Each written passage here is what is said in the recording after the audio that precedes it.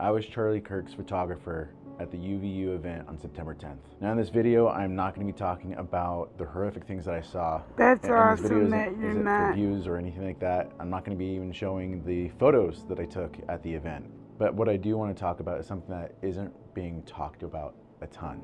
Because as horrific as that day was, God is doing something so much bigger with it. So about 5 minutes before the incident happened, and as Charlie was wrapping up with the first individual who was asking questions, Charlie was talking about theology.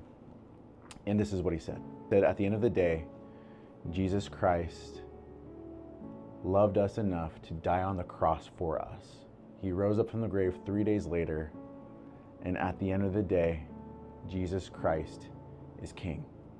Historically speaking, I don't know how many people have been able to proclaim the gospel just minutes before they leave this world. But Charlie did. Just thinking about that in particular, I've just been left with this question. Now what?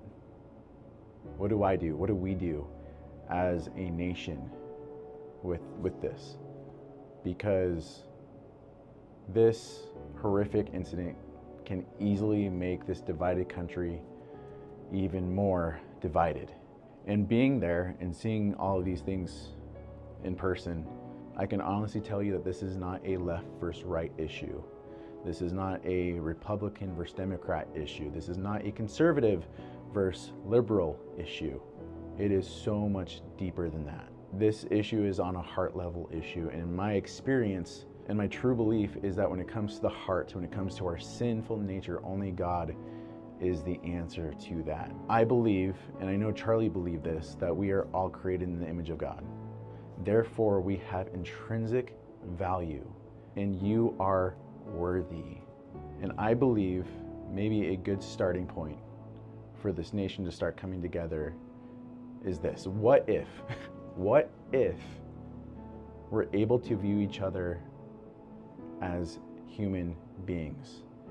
Even if you don't believe in Jesus, we should be able to look at one another and say, hey, you matter. I see you. Because there's a lot of people in this world, because life is hard, but there's a lot of people in this world that are struggling. We don't know each other's story. But what we can do is be intentional with each other and say, hey, I see you and I love you where you're at, because while we were still sinners, Christ loved us.